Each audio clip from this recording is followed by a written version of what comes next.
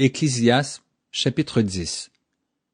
Les mouches mortes infectent et font fermenter l'huile du parfumeur. Un peu de folie l'emporte sur la sagesse et sur la gloire. Le cœur du sage est à sa droite, et le cœur de l'insensé à sa gauche. Quand l'insensé marche dans un chemin, le sens lui manque, et il dit de chacun, « Voilà un fou ». Si l'esprit de celui qui domine s'élève contre toi, ne quitte point ta place, car le calme prévient de grands péchés. Il est un mal que j'ai vu sous le soleil, comme une erreur provenant de celui qui gouverne. La folie occupe des postes très élevés, et des riches sont assis dans l'abaissement.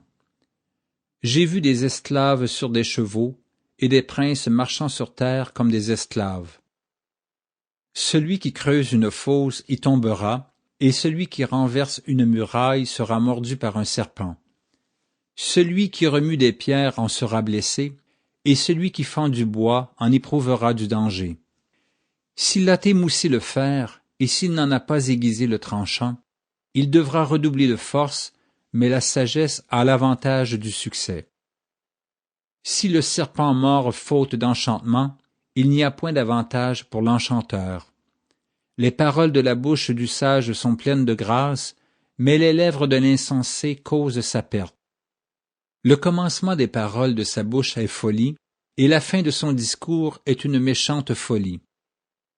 L'insensé multiplie les paroles, l'homme ne sait point ce qui arrivera, et qui lui dira ce qui sera après lui. Le travail de l'insensé le fatigue, parce qu'il ne sait pas aller à la ville. Malheur à toi, pays, dont le roi est un enfant, et dont les princes mangent dès le matin. Heureux toi, pays dont le roi est de race illustre, et dont les princes mangent au temps convenable, pour soutenir leur force, et non pour se livrer à la boisson. Quand les mains sont paresseuses, la charpente s'affaisse, et quand les mains sont lâches, la maison a des gouttières. On fait des repas pour se divertir, le vin rend la vie joyeuse, et l'argent répond à tout. Ne maudis pas le roi, même dans ta pensée, et ne maudis pas le riche dans la chambre où tu couches, car l'oiseau du ciel emporterait ta voix, l'animal ailé publierait tes paroles.